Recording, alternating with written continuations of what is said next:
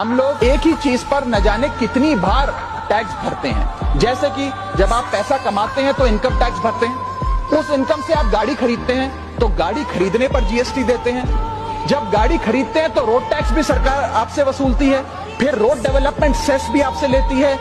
अब आप motor insurance भी कराएंगे गाड़ी का तो उस पर भी जीएसटी लेती है, और उसके बाद आप जब पेट्रोल या डीजल भरवाएंगे उस पर भी सेस और वैट लेती है, और अंत में जब आप अपनी गाड़ी को सड़क पर चलाएंगे तो टोल टैक्स के नाम पर जनता से पैसा वसूलती है। इतने सारे टैक्सेशन ओवरलोड कर हम इस देश के आम आदमी का खून चूस रहे हैं सर। इस देश में इन्फ्लेशन पर भी जीएसटी लग रहा है। वो कैसे लग रहा है? एक प्रोडक्ट जो 100 रुपए का बिकता था उस पर 18% जीएसटी हुआ करता था। आज वो वस्तु महंगी हो गई, 100 से 150 रुपए की बिकने लगी, अब 18% 150 रुपए पे लगने लगा। यानी कि 50 रुपए की जो महंगाई है उस पर भी सरकार जीएसटी लेने लग गई है, which is GST on inflation. में जिन लोगों को अर्थशास्त्र के बारे में जानकारी नहीं है उनकी राय पे अगर बजट बनाएंगे तो इसी प्रकार के फ्लिप फ्लॉप्स देखने को मिलेंगे। क्या हमारे देश की वित्त मंत्री इन्फ्लेशन एडजस्टेड प्रॉफिट्स में विश्वास नहीं रखती?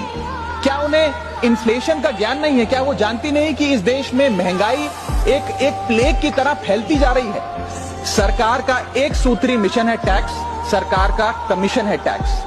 जगने पे टैक्स, सोने पर टैक्स, हंसने पर टैक्स, रोने पे टैक्स, खाने पे टैक्स, पीने पे टैक्स, बच्चों की पढ़ाई